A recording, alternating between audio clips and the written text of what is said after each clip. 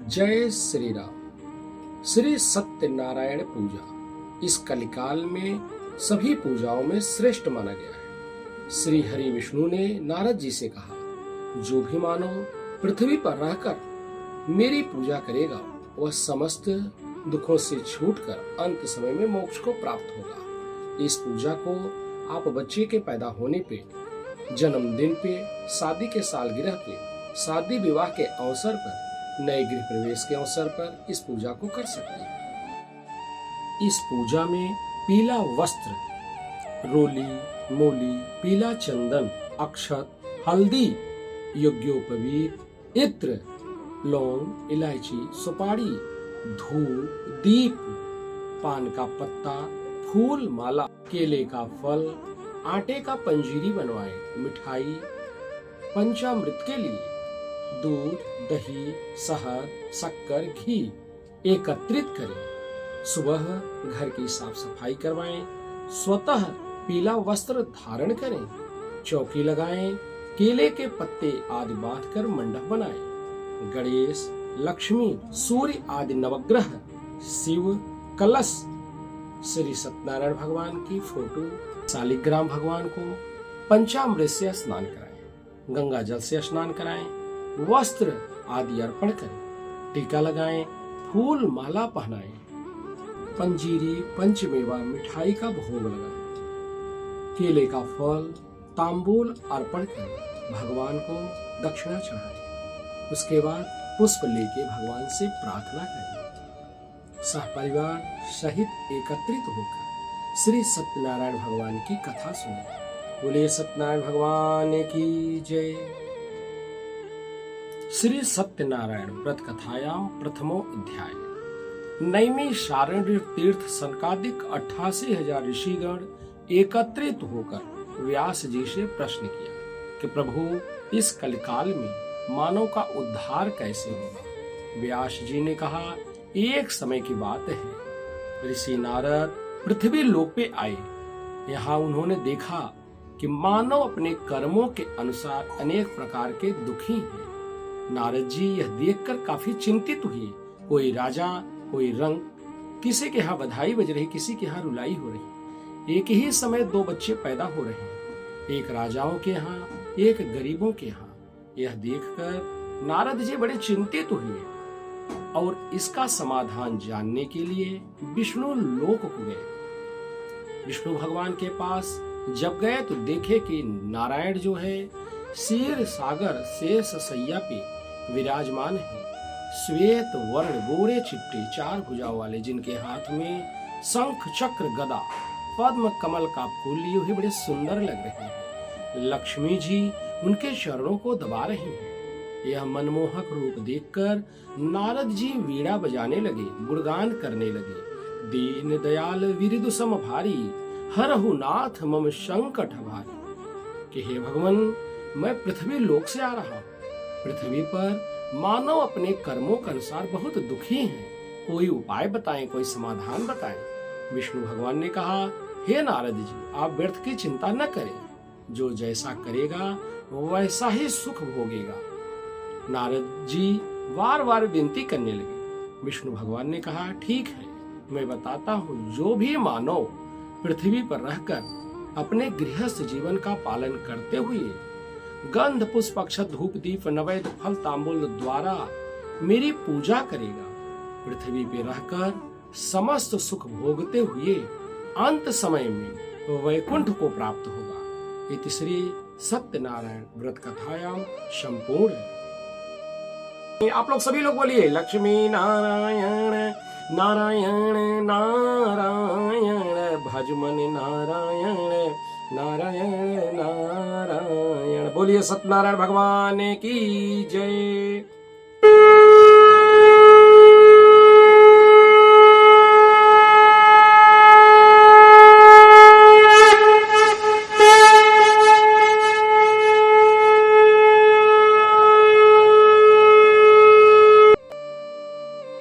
श्री सत्यनारायण व्रत कथायाम द्वितीय अध्याय। काशीपुर नगर में एक बहुत गरीब ब्राह्मण रहते थे। ब्राह्मण का नाम वृद्ध सदानंद था। ब्राह्मण बहुत परेशान, दिन भर रात भर कितना भी परिश्रम करे उसको उतना ही धन मिलता था जिससे एक दिन का जीवन यापन हो। ब्राह्मण इतना परेशान एक दिन चिंतित होकर एक बड़े वृक्ष नीचे बैठकर विश्राम कर रहे थे। उसी समय विष्णु भगवान की दृष्टि पड़ी। विष्णु भगवान एक बूढ़े ब्राह्मण का रूप धारण करके गरीब ब्राह्मण के पास आकर कहने लगे कि हे ब्राह्मण, आप बड़े चिंतित दिखाई दे रहे हो, आपकी चिंता का कारण क्या है? भगवान को पता है कि यह गरीब है, लेकिन तब पर भी परमात्मा पूछ रहे हैं तुम्हारी चिंता का कारण क्या है? ब्राह्मण ने देखा कि बड़े तेजस्वी ब्राह्मण है, अगर इनसे मैं अपने दुख का समाधान पूछूं तो जरूर कुछ न कुछ उपाय बताएंगे। ब्राह्मण ने तेजस्वी ब्राह्मण विष्णु भगवान के से हाथ जोड़कर प्रार्थना करने लगा, प्रभु मैं बहुत दुखी हूँ, कितना परिश्रम करता हूँ, लेकिन मुझे केवल एक दिन का ही जीवन यापन के लिए धन प्राप्त होता है। विष्णु भगवान ने कहा तुम इधर उधर मत भटको, श्री सत्यनारायण भगवान की पूजा करो। पूजा करने से तुम्हारा उद्धार हो जाएगा, उपकार हो जाएगा, तुम धनवान हो जाओगे। विष्णु भगवान ने उस गरीब ब्राह्मण को पूजा का विधि विधान बताया। बताने के बाद अंतर ध्यान हो गए। वह गरीब ब्राह्मण सब कुछ जानने के बाद अपने घर को गया। रात भर उसको नींद नहीं आई। सुबह होने के बाद नित्य क्रिया करने के बाद वह भिक्षा के लिए चल दिया और जाते समय संकल्प लिया कि आज ग्राम में शहर में जो धन मिलेगा उससे मैं सत्यनारायण भगवान की पूजा करूंगा। भगवान की कृपा से उस ब्राह्मण को इतना धन मिला और प्रसन्न हो गया। बाजार जाकर पक्के केले, पुंगी फल, घी, दूध, शक्कर, व्रत की सारी सामग्री ले आया। जैसा तेजस्वी ब्राह्मण विष्णु भगवान ने बताया था, सारा सामान ले आकर अपने कुटिया में जो छोटी सी झोपड़ी थी उसमें रह रहा था, तो उसमें बैठकर श्री सत्यनारायण भगवान का विधि विधान से पूजन किया। इस पूजा से नारायण प्रसन्न हो गए और उस गरीब ब्राह्मण को आलीशान भवन बन गया, हीरे मोती जवाहरात का भंडार। यह सब देखकर वह गरीब ब्राह्मण बड़ा प्रसन्न हुआ कि भगवान के पूजा के प्रताप से मुझे यह जब इतना धन और वैभव प्राप्त हुआ है तो आज के बाद मैं भिक्षा नहीं मांगूंगा, अब मैं श्री सत्यनारायण भगवान की प्रतिदिन पूजा करूंगा।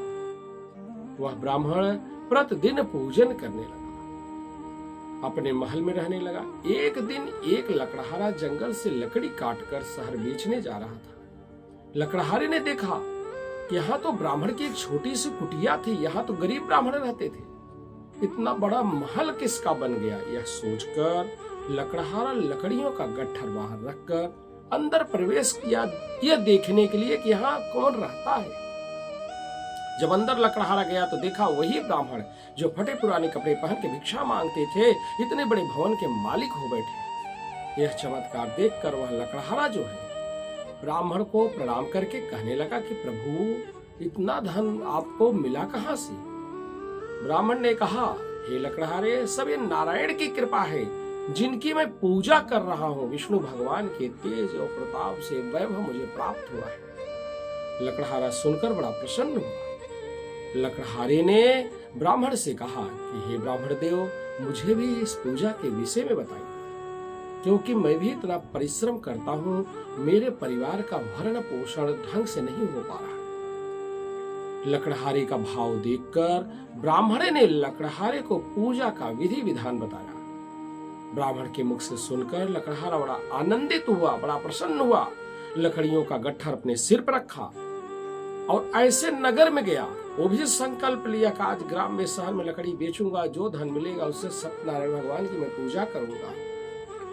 लकड़हारा ऐसे नगर में गया जहां बिना मांगे लकड़ियों का दान 4 गुना अधिक मिला।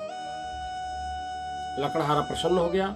बाजार जाकर जैसा ब्राह्मण ने बताया था पूजा का सामान, पक्के केले, पुंगी फल, घी, दूध, सारा सामान ले आया और अपनी पत्नी अपने बच्चों के साथ बैठकर घर में सत्यनारायण भगवान की पूजा किया। वही लकड़हारा जब तक जीवित रहा संसार के सुख भोग कर अंत समय में वैकुंठ को प्राप्त हुआ। इस पूजा में इतनी बड़ी शक्ति है, एक जन्म तो सुधरता ही सुधरता है, दूसरा जन्म और मंगलमय हो जाता है। इति श्री सत्यनारायण व्रत कथाया 2य अध्याय संपूर्ण। आप लोग सभी लोग बोलिए लक्ष्मी नारायण नारायण नारायण भज मन नारायण नारायण नारायण। बोलिए सत्यनारायण भगवान की जय।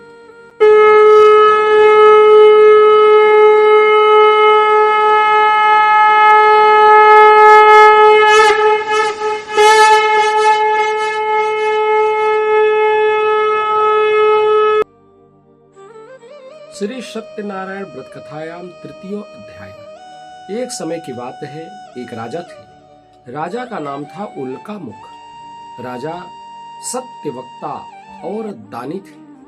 प्रतिदिन मंदिरों में जाना, भगवान के दर्शन करना, पूजा करना, पाठ करना, दान करना, धर्म करना। राजा के पास कोई संतान नहीं था। पुत्र के कामना हेतु राजा ने सोचा कि पूजा को बढ़ाया जाए। राजा अपने रानी के साथ भद्रशिला नदी के तट पर बैठकर सत्यनारायण भगवान की पूजा कर रहे थे। जब राजा पूजा कर रहे थे तो उसी समय एक साधु बनिया जो है व्यापार से निवृत्त होकर अपने घर जा रहा था। वह बनिया राजा को पूजा करते देखकर राजा के पास आकर राजा से कहने लगा, हे राजन, आप यह क्या कर रहे हैं? किसकी पूजा कर रहे हैं? इसके करने से क्या फल प्राप्त होता है? राजा ने साधु के भाव को देखा।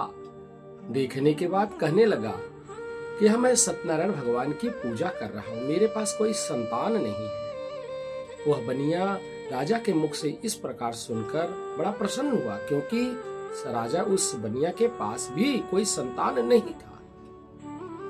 उस बनिया ने राजा से बार बार विनती करने लगा कि हे राजन, इस पूजा के विषय में मुझे भी बताइए, मैं भी इस पूजा को करूंगा। मुझे विश्वास है कि जब आप इस पूजा को इतने श्रद्धा और भाव से कर रहे हैं तो इस पूजा से जरूर संतान की प्राप्ति होगी। राजा ने साधु बनिया को सत्यनारायण भगवान के पूजा का सारा सामान, सारा विधि बताया। राजा के मुख से सुनकर वह साधु बड़ा प्रसन्न हुआ। आनंद के साथ अपने घर आया। अपने घर आकर अपने पत्नी से कहने लगा, आज मैंने ऐसा पूजा देख के आया हूं जिसके करने से संतान की प्राप्ति होती है, लेकिन मैं पहले पूजा नहीं करूंगा। मैं तो पूजा तब करूंगा जब मेरे यहाँ कोई बच्चा पैदा होगा। राजा पहले पूजा कर रहे हैं कि मेरे यहाँ संतान हो जाए। साधु कह रहा है मैं पूजा तब करूंगा जब मेरे यहाँ कोई बच्चा पैदा होगा। भगवान की कृपा से साधु की पत्नी सांसारिक धर्म में प्रवृत्त होकर सत्यनारायण भगवान की कृपा से गर्भवती हो गई। 10वें महीना उसने एक सुंदर कन्या का जन्म दिया। कन्या इस प्रकार बढ़ने लगी जैसे शुक्ल पक्ष का चंद्रमा बढ़ता है। कला कला बढ़ने से कन्या का नाम कलावती रखा गया। माँ का नाम लीलावती, कन्या का नाम कलावती। लीलावती ने मीठे शब्दों में अपने पति से कहा कि हे स्वामी, आपने भगवान के पूजा का संकल्प लिया था, जब मेरे यहाँ कोई बच्चा पैदा होगा तो मैं भगवान की पूजा करूंगा। नारायण की कृपा से हमारे यहाँ कन्या का जन्म हुआ है। इसके नामकरण संस्कार पर आप पूजा करवाएं।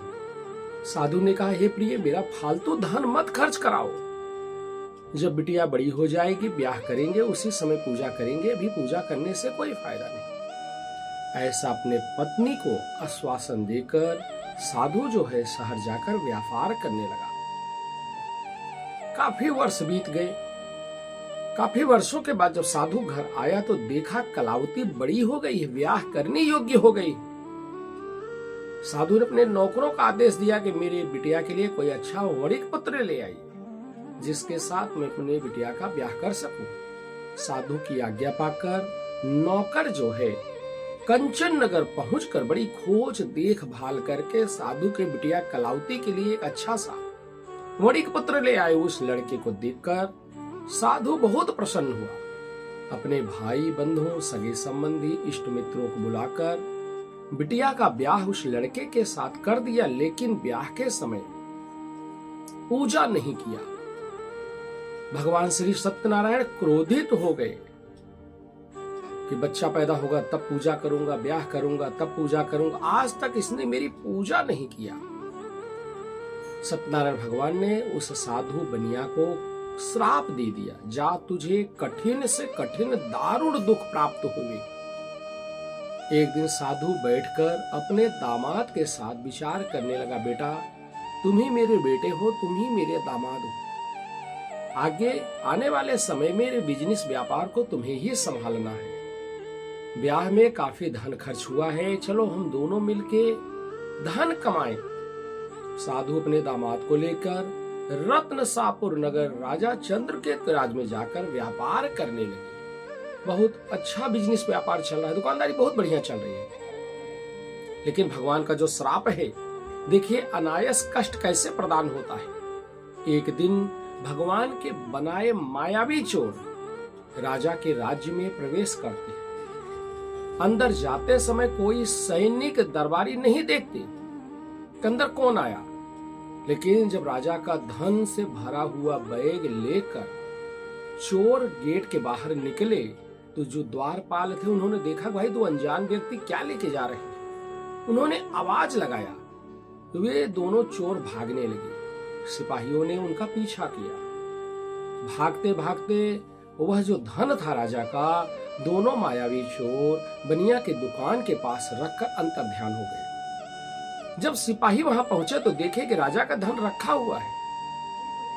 दोनों को चोर समझ गए। जो अंदर दोनों बनिया और बनिया के दामाद दुकान में रह रहे थे, उनको सिपाही पकड़ के लाए और चोर समझ गए कि चोर हैं। राजा के पास ले आए। राजा से कहने लगे, राजन यह मैं चोर पकड़ के लाया हूं जो अपने राज्य से इतना धन लेके जा रहे थे, क्या सजा दी जाए। राजा ने देखा कि इतनी हिम्मत, इतनी सिकोटी के बावजूद राजा ने कहा, इनको कठोर कारावास में डालो और कठिन से कठिन सजा दो। राजा के आज्ञा अनुसार सिपाहियों ने दोनों बनिया को जेल में बंद कर दिया और कठिन से कठिन उनको सजा मिलने लगी। गांव में जो लीलावती और कलावती माँ बेटी गांव में घर पे रह रहे थे, वहां भी चोर आते हैं, सारा धन चुरा ले जाते हैं। माँ बेटी दोनों परेशान, करे तो करें क्या। एक दिन कन्या कलावती बगल में गई, वहां देखा सत्यनारायण भगवान की पूजा हो रहा है। वहां उसने कथा सुना। काफी रात हो गई। जब काफी रात हो गई, घर आई तो लीलावती कहने लगी, बिटिया तेरे मन में क्या है? घर पे कोई है नहीं तो तू कहां रात रात घूम रही? कलावती ने कहा, माँ मैं बगल में गई थी, वहां सत्यनारायण भगवान की पूजा चल रहा था, आपके लिए प्रसाद लाई हूँ। इतना सुनते ही लीलावती को याद आ गया कि बिटिया तुम्हारे जन्म से पहले तुम्हारे पिताजी ने भगवान के पूजा का संकल्प लिया था, लेकिन आज तक हमारे घर में कोई पूजा पाठ नहीं हुआ। इसी वजह से हम लोग लग रहा है परेशान हैं। मानो परेशान कब होता है? या तो अपने कुल देवी देवताओं से दूरी बना ले, या तो कुल देवी देवतागण उस घर से नाराज हो जाए। लीलावती ने सुबह उठकर भगवान के पूजा का संकल्प लिया कि आज मैं पूजन करूंगी। लीलावती कलावती सुबह भगवान के पूजा की तैयारी किया और सत्यनारायण भगवान का विधि विधान से पूजन किया और वर मांगा कि हे प्रभु, मेरे पति और दामाद जहां कहीं भी हों, उनके अपराध को क्षमा करें, उनको जल्दी से जल्दी घर भेज दें। सत्यनारायण भगवान उस पूजा से संतुष्ट हो गए। राजा चंद्रकेत को स्वप्न में दर्शन देके कहा, हे राजन, आपके राज्य में जो दो साधु बंद हैं वे निर्दोष हैं, उनकी सजाएं उनके कर्मों के अनुसार पूरी हो चुकी है, इसलिए उनको कारागार से आप मुक्त करें। अगर ऐसा नहीं करते हैं तो मैं आपका धन साम्राज्य सब नष्ट कर दूंगा। राजा को ऐसा भगवान स्वप्न में कहकर अंतर्ध्यान हो गए। राजा जब सभा में बैठे तो रात का देखा हुआ स्वप्न सुनाने लगे। मंत्रीगणों ने कहा, हे राजन, स्वप्न सत्य प्रतीक होता है, इसलिए स्वप्न के अनुसार ही कार्य करना चाहिए। दोनों साधु को कारागार से मुक्त करें, क्योंकि उनके कर्मों के अनुसार उनको काफी सजा मिल चुकी है। राजा ने तुरंत सिपाहियों का आदेश दिया। दोनों साधु कारागार से मुक्त होकर सभा में आए। वो डर रहे हैं। राजा ने कहा, डरने की कोई बात नहीं, तुम लोग अपने नगर को जा सकते हो, गांव को जा सकते हो। राजा ने उनको नए नए वस्त्र, आभूषण, धन धान्य दिया। राजा के राज्य से धन पाने के बाद दोनों साधु बड़े प्रसन्न हुए। कहा, मुझे कोई बिजनेस व्यापार नहीं करना है, बहुत कष्ट पा गया। साधु और साधु के दामाद भगवान का नाम लिए अपने नगर को प्रस्थान किए। इति श्री सत्यनारायण व्रत कथायाम तृतीय अध्याय संपूर्ण। आप लोग सभी लोग बोलिए लक्ष्मी नारायण नारायण नारायण, भजमन नारायण नारायण नारायण। बोलिए सत्यनारायण भगवान की जय।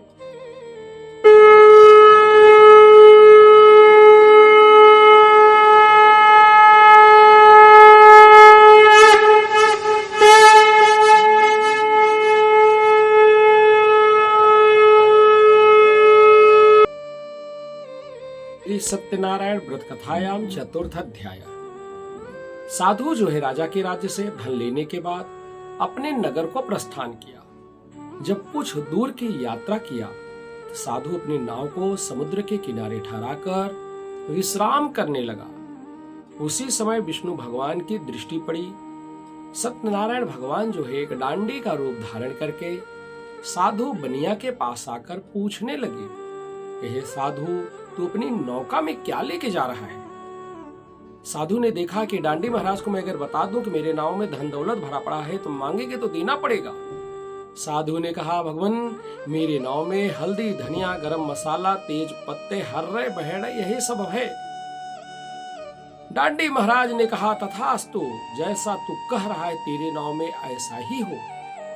ऐसा कहकर डांडी महाराज समुद्र के किनारे एक बरगद के वृक्ष नीचे जाकर वहां ध्यान लगा के बैठ गए। साधु अपने नाव में आके देखा, जहां नाव में धन दौलत भरा पड़ा था तहां तेज पत्ते दिखाई देने लगे। साधु मूर्छित होकर जमीन पे गिर पड़ा, रोने लगा, चिल्लाने लगा। जैसी नेत वैसी वरक्कत। साधु का दामाद बोला, पिताजी रोने गाने चिल्लाने से हमें धन की प्राप्ति नहीं होगी। जिससे आपने झूठ बोला है वह विष्णु भगवान थे, वो डांडी के रूप में। दामाद का वचन सुनकर साधु जो है डांडी के पास पहुंचकर उनके चरणों में विनती करने लगा कि हे प्रभु, आपके रूप को ब्रह्मा शिव इंद्र आदि देवी देवतागण नहीं जान सकते। कब आप राम के रूप में, कब आप कृष्ण के रूप में, तो मैं अज्ञानी मनुष्य कैसे जान सकता हूं? आप प्रसन्न होइए, मैं अपने सामर्थ्य के अनुसार आपकी पूजा करूंगा। विष्णु भगवान प्रकट हो गए, बोले, हे साधु, तू बार बार मेरी पूजा का संकल्प लेता है, लेकिन आज तक तूने मेरी पूजा कभी नहीं किया। इसी कारण तू राजा के जेल में बंद रहा और तेरे सारे धन पत्ते हो गए।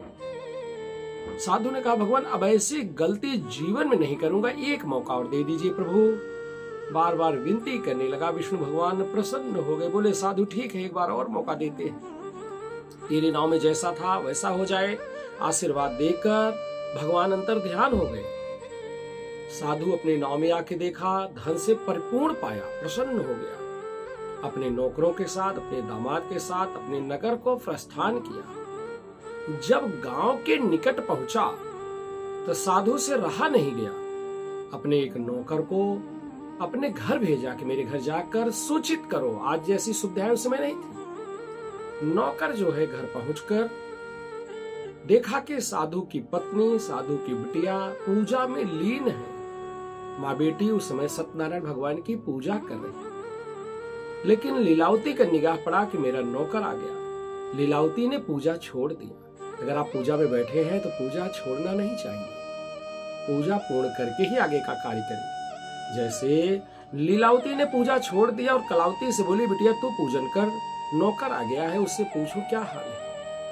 लीलावती नौकर के पास पहुंचकर पूछने लगी, कैसे आना हुआ? नौकर ने कहा, साधु महाराज बहुत सा धन कमाकर नगर के समीप आ गए।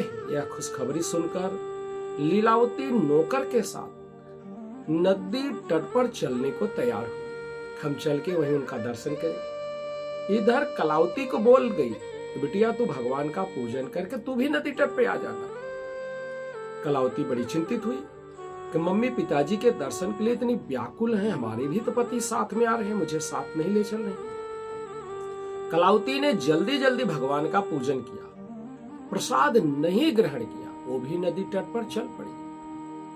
जब कन्या कलावती नदी तट पर पहुंची तो देखा पिताजी, माताजी, नौकर चाकर सब दिखाई दे रहे हैं, लेकिन उसका पति नहीं दिखाई दे रहा है। कन्या कलावती बार बार अपने पिताजी से पूछ रहे, पिताजी मेरे पति कहाँ गए? साधु ने कहा, बिटिया मेरे पास भी मेरे साथी थे, कहाँ अंतर ध्यान हो गए, कहाँ गायब हो गए। 1 घंटे हो गए, 2 घंटे हो गए, कलावती इंतजार करते करते पिताजी से बोली, पिताजी अगर मेरे पति दिखाई नहीं देंगे तो मैं जल में कूद कर अपना प्राण दे दूंगी, घर वापस नहीं जाऊंगी। कन्या के मुख से इस प्रकार सुनकर साधु ने भगवान से प्रार्थना किया कि भगवान अब क्या गलती हो गई। तुरंत आकाशवाणी हुआ, हे साधु, तेरी बिटिया मेरा पूजा और प्रसाद दोनों अधूरा छोड़ कर आई है। न ढंग से पूजन किया, न तो प्रसाद ग्रहण किया, इसलिए इसका पति अदृश्य हुआ है। अगर यह घर जाकर पूजा करके आए तो इसका पति दिखाई दे। कन्या कलावती आकाशवाणी सुनकर घर वापस आई, भगवान का पूजन किया और फिर नदी तट पर गई। उसका पति दिखाई दिया, कन्या कलावती प्रसन्न हो गई। साधु ने कहा, अब विलम्ब कहीं कारण स्वामी, कृपा करहु और अंतर्यामी। अब विलम्ब नहीं करूंगा, अब तो यहीं सत्यनारायण भगवान की पूजा करूंगा। नदी तट पर साधु अपनी पत्नी, बिटिया, दामाद, नौकरों के साथ सत्यनारायण भगवान का पूजन किया, फिर घर आया। वही साधु दीर्घ काल तक जीवित रहा। अंत समय में मरने के बाद वह साधु वैकुंठ को प्राप्त हुआ। इत श्री सत्यनारायण व्रत कथायाम 4th अध्याय संपूर्ण है। आप लोग सभी लोग बोलिए, लक्ष्मी नारायण नारायण नारायण, भजमन नारायण नारायण नारायण। बोलिए सत्यनारायण भगवान की जय।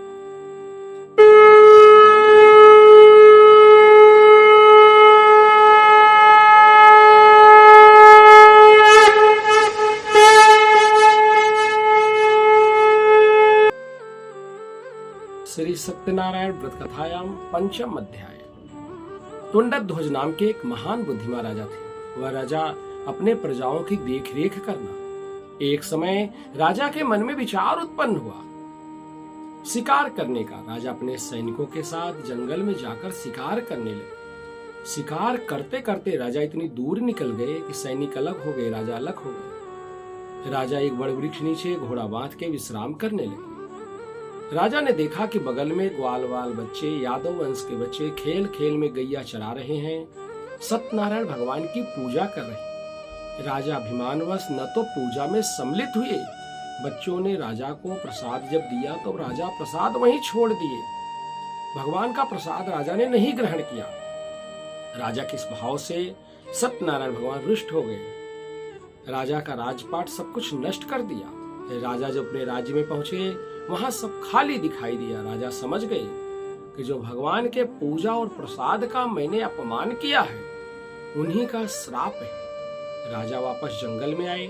जो प्रसाद छोड़ के गए थे, उस प्रसाद को ग्रहण किया, भगवान को प्रणाम किया, वापस अपने राज्य में आए। जैसे पहले था वैसा दिखाई दिया।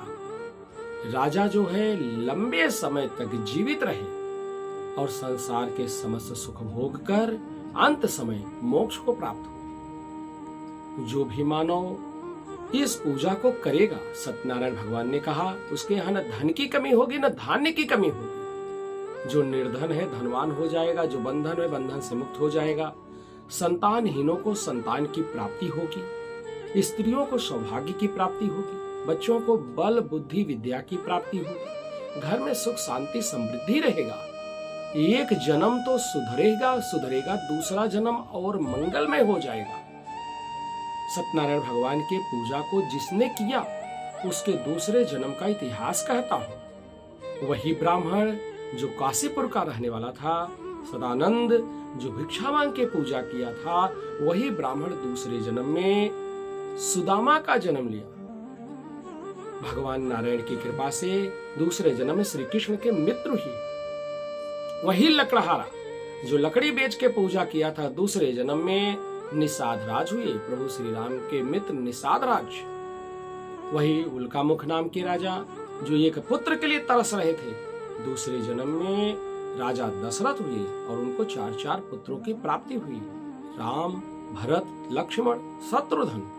वही साधु बनिया, इतना परेशानी के बाद देर किया लेकिन दुरुस्त पूजा किया। वही साधु दूसरे जन्म में राजा मूरध्वज हुए। राजा मूरध्वज भगवान श्री कृष्ण अर्जुन के कहने पे जब मोरद ध्वज की परीक्षा लिए तो मोरद ध्वज अपने पुत्र को आरा से काटने को तैयार हो गए। राजा मोरद ध्वज के राज्य में कोई भी आए उसको जिस चीज की जरूरत हो वह ले जाए। इतने बड़े दानी, इतने बड़े प्रतापी, पहले जन्म में वही साधु इतना बड़ा कंजूस, लेकिन दूसरे जन्म में इतना बड़ा दानी, इतना बड़ा प्रतापी राजा मोरद ध्वज। वही तुंडध्वज नाम के राजा जो भगवान के प्रसाद में भेदभाव किए थे, दूसरे जन्म में भूमनु हुए।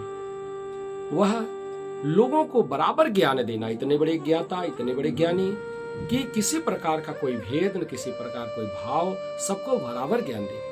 वही ग्वाल बाल बच्चे जो गैया चरा के भगवान की पूजा किए थे, दूसरे जन्म में मथुरा वृंदावन में जन्म लेते हैं, भगवान श्री कृष्ण के मित्र और सखा होते हैं।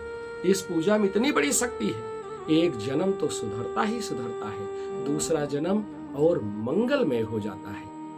इत श्री सत्यनारायण कथायाम पंचम संपूर्ण अध्याय। श्रीमन नारायण नारायण नारायण। लक्ष्मी, आप लोग सभी लोग बोलिए लक्ष्मी नारायण नारायण नारायण। भजमन नारायण नारायण नारायण। बोलिए सत्यनारायण भगवान की जय।